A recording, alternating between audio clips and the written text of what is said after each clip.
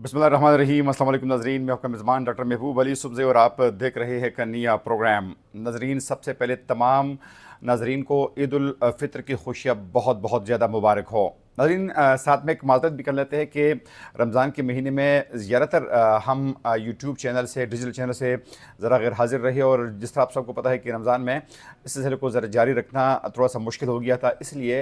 रमज़ान में ज़्यादातर हमने छुट्टियाँ की है। लेकिन अब हस्बे मामूल आपकी खिदमत में रोज़ाना जो की खबरें होती है, जो तजज़िये होते हैं, वो आपके सामने पेश करने की भरपूर कोशिश करेंगे। नाज़रीन, सबसे पहले रमज़ान मुबारक में एक जो सबसे बड़ा वाक़या सामने आया था, वो मर्दान के इलाके काटलंग में वाक़या सामने आया था कि जब वहाँ पे एक ड्रोन, मुबैना ड्रोन हमला किया गया था, जिसके नतीजे में 9 अफराद जो थे वो जाँ बहक हो गए थे। जी नाज़रीन, जो 9 अफराद जाँ बहक हो गए थे, तो उनका ताल्लुक़ स्वात के तहसील बरिकोट के इलाके गालिका से बताया जाता है। गालिका से इनका ताल्लुक़ था, और ये जो अफराद जाँ बहक हुए थे, तो ये बेसिकली चरवाहे थे, जो कि आम तौर पर जब स्वात और मुल्हिक़ा इलाक़ों में जब सर्दियाँ शुरू हो जाती है, जब यहाँ पर बर्फ़बारी होती है, तो यहाँ के चरवाहे जो थे, या तो वो फिर पंजाब का रुख करते हैं, या फिर डाउन डिस्ट्रिक्ट जिसमें मर्दान, चारसद्दा और सवावी के डिस्ट्रिक्ट शामिल है, तो वहाँ का रुख करते हैं और अपनी ज़िंदगी और अपनी रोज़ी रोटी का ये सिलसिला जो है ये चलाते हैं। नाज़रीन, आमतौर पर ये बड़े गरीब लोग होते हैं, और इनका काम जो है ये सदियों से यही काम करके यानी यही काम ये लोग करते हैं कि ये भेड़ बकरियाँ चराते हैं, और इस तरीके से ये मुख्तलिफ़ मौसम में मूवमेंट भी करते हैं, और जहाँ पर इनकी रिहाइश होती है तो ये आर्ज़ी क़यामगाह अपने लिए बना लेते हैं।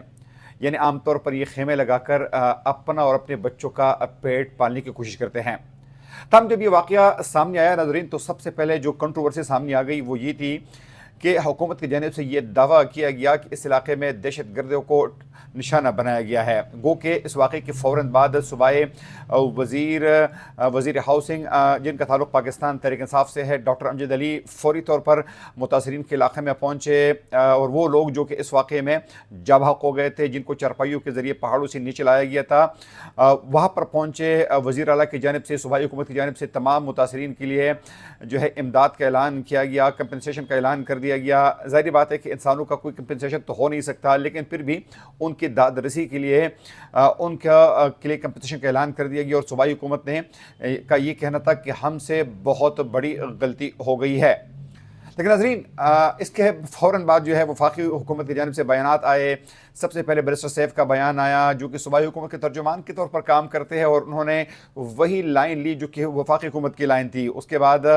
शहबाज शरीफ, जो कि इस वक्त मुल्क के वज़ीर आज़म है, उनकी तरफ से एक लाइन ली गई। साथ में राना सनाउल्लाह, जो कि इस वक्त वफाकी हुकूमत के मशीर के तौर पर काम करते हैं, उनका बयान भी सामने आया, और उन लोगों का यही एक स्टेटमेंट सामने आया था कि ये वाकई दहशत गर्द थे। नाज़रीन, सबसे पहले हक़ाइक़ आपके सामने रखना चाहते हैं, और सबसे बड़ी हकीकत यह है कि इसमें कोई शक नहीं है, उस इलाके में दहशतगर्द हो भी सकते हैं, इससे पहले वहाँ पर वाक़यात भी हुए हैं। लेकिन जो लोग इस वाक़े में जाँ बहक हो गए हैं, ये यकीनन वो तमाम लोग थे जो कि इनोसेंट लोग, मकामी लोगों के मुताबिक है। क्योंकि अगले रोज़ जब गालिका के मकाम पर उनका जनाजा पढ़ाया गया, तो उसमें न सिर्फ जमात इस्लामी की लीडरशिप मौजूद थी, इसमें पाकिस्तान मुस्लिम लीग नून की लीडरशिप मौजूद थी, पाकिस्तान तहरीक इंसाफ के लोग मौजूद थे। वहाँ पर उन लोगों से जिन जिन लोगों की बात हो गई है, तो कम अज़ कम तमाम लोग एक ही बात पर मुत्तफ़िक़ थे कि ये जिन लोगों को निशाना बनाया गया है, तो ये सारे के सारे बेगुनाह लोग हैं। अब नाज़रीन, अगर हुकूमत से ये गलती हो गई है, अगर हमारे इदारों से ये गलती हो गई है, तो होना तो ये चाहिए था कि उसको फौरी तौर पर तस्लीम किया जाता, अपनी गलती तस्लीम की जाती। दुनिया में सिक्योरिटी इदारों से गलतियाँ भी होती है, और बाद में उनको तस्लीम भी किया जाता है। लेकिन हमारी बदकिस्मती ये है कि यहाँ पर इस मुल्क में गलती को तस्लीम करने का रिवाज अभी तक शुरू नहीं हो सका है। इसलिए उन लोगों के लिए हुकूमत ने जो कंपटीशन का ऐलान किया गया है, चूँकि वो बेगुनाह लोग, मकामी लोगों के मुताबिक बेगुनाह लोग हैं, तो यकीनन हमें तवक्को भी ये है कि हुकूमत उनको सपोर्ट भी करेगी, जिस तरह डॉक्टर अमजद ने, जिस तरह मुस्लिम लीग नून ने, जिस तरह दीगर लोगों ने उनके लिए ऐलानात किए हैं। तो उम्मीद है कि उनकी ज़ख्मों पर मरहम ज़रूर रखा जाएगा। सब नाज़रीन, दूसरी अहम खबर आज आपके सामने ये रखना चाहते हैं कि गुज़िश्ता रोज़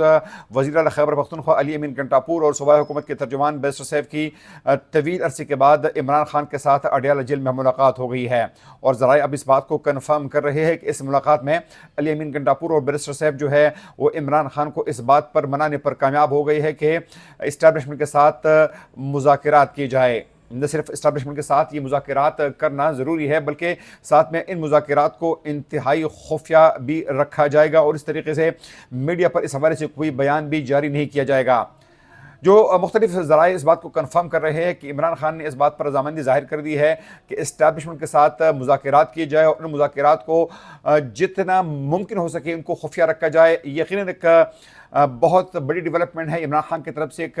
ایسا اقدام جن کی عام طور پر توقع نہیں کی جائے گی کہ عمران خان جو ہے وہ مذاکرات کے لیے تیار ہوں گے، لیکن اب عمران خان نے اسٹیبلشمنٹ کے لیے مذاکرات کے لیے بیرسٹر سیف اور علی امین گنڈاپور کو ذرائع کے مطابق ان کو یہ ٹاس دیا ہے کہ آپ اسٹیبلشمنٹ کے ساتھ جو ہے وہ مذاکرات کریں۔ سامعین ناظرین، اس وقت پاکستان کا سب سے بڑا صوبہ، رقبے کے لحاظ سے پاکستان کا سب سے بڑا صوبہ یعنی بلوچستان، جس طرح آپ سب کو پتہ ہے کہ بلوچستان میں حالات جو ہے وہ انتہائی کشیدہ ہے۔ نہ صرف خیبر پختونخوا کی جنوبی اضلاع میں حالات انتہائی کشیدہ ہے بلکہ اب بلوچستان میں جو حالات کشیدہ ہے، خاص طور پر اس دن کے بعد کہ جب بلوچستان میں ڈاکٹر ماہرنگ بلوچ اور دیگر بلوچی خواتین کو جو گرفتار کیا گیا ہے، جو دیگروں کو گرفتار کیا گیا ہے اور اب تک وہ پابند سلاسل ہے، تو ان کے خلاف بلوچستان نیشنل پارٹی کے سربراہ اختر مینگل کے سربراہی میں جو ہے اب ایک تحریک کا آغاز کر دیا گیا ہے اور ان لوگوں نے عید سے پہلے جو ہے وہ ایک لانگ مارچ کا اعلان کیا تھا۔ چونکہ یہ مارچ جو ہے یہ ابھی تک بلوچستان تو نہیں پہنچا ہے، لیکن ابھی یہ بلوچستان کے علاقے مستونگ میں ان لوگوں نے ڈیرے ڈال دیے ہیں، وہاں پر انہوں نے دھرنا دیا ہے اور انہوں نے حکومت کو جو ایک ڈیڈ لائن دی تھی کہ آپ فوری طور پر بلوچستان میں مختلف علاقوں سے جو گرفتار لوگ ہیں ان کو رہا کیا جائے۔ اگر ان کو رہا نہیں کیا جائے گا تو پھر یہ مارچ جو ہے یہ کوئٹہ تک پہنچے گا۔ گزشتہ روز اختر مینگل نے یہ اعلان بھی کیا کہ وہ آج کے دن یعنی آج دوپہر کے بعد جو ہے وہ بلوچستان کی طرف، بلوچستان کی کیپٹل کوئٹہ کی جانب جو ہے وہ لانگ مارچ کریں گے اور پھر وہاں پر دھرنا دیں گے۔ وہ کہ اس سے پہلے پاکستان تحریک انصاف کے مختلف رہنماؤں کی جانب سے، جس میں خود سلمان اکرم راجہ اور دیگر ڈیلیگیشن شامل تھا، ساتھ میں وحدت المسلمین کے سربراہ جو تھے وہ بھی اس میں شامل تھے، یہ تمام لوگ وہاں پر گئے، ان سے بات چیت کی، لیکن اختر مینگل جو ہے وہ اس بات پر بضد ہے کہ جب تک گرفتار خواتین کو اور دیگر بلوچوں کو رہا نہیں کیا جائے گا تو وہ حکومت کے ساتھ کسی قسم کے مذاکرات نہیں کریں گے۔ حکومت کی جانب سے بھی جوابی کارروائی جو ہے وہ جاری ہے اور حکومت نے کوئٹہ سے کافی باہر جو ہے مختلف جگہوں پر ذرائع کے مطابق خندقیں کھول دی ہے، جگہ جگہ پر رکاوٹیں کھڑی کر دی ہے، کنٹینرز لگا دی ہے تاکہ یہ جو قافلہ کوئٹہ کی طرف مارچ کر رہا ہے تو یہ کوئٹہ شہر تک نہ پہنچ سکے۔ خدا کرے کہ یہ مسئلہ جو ہے یہ ایک دفعہ پھر مذاکرات کے ذریعے حل ہو جائے، کیونکہ پاکستان کی سب سے بڑی بدقسمتی یہ ہے کہ یہاں پر انا، چاہے وہ ہمارے سیاسی جماعتوں کی انا ہے، چاہے مذہبی جماعتوں کی انا ہے، چاہے اسٹیبلشمنٹ کی انا ہے، جب تک ہم اپنی انا سے پیچھے نہیں ہٹیں گے اور پاکستان کی وسیع تر مفاد میں سوچیں گے نہیں تو یقیناً اس قسم کے مسائل جو ہے وہ بار بار آئیں گے۔ پاکستان ہم سب کا ہے اور یقیناً اگر یہ کسی ایک ادارے کا نہیں ہے، کسی ایک سیاسی پارٹی کا نہیں ہے، کسی ایک ایتھنک گروپ کا نہیں ہے، کسی ایک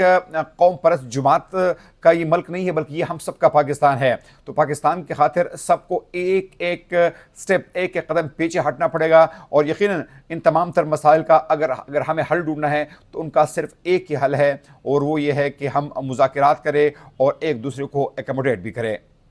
اگلے پروگرام تک اپنے میزبان ڈاکٹر محبوب علی صبح کو اجازت دیجیے۔ اللہ حافظ۔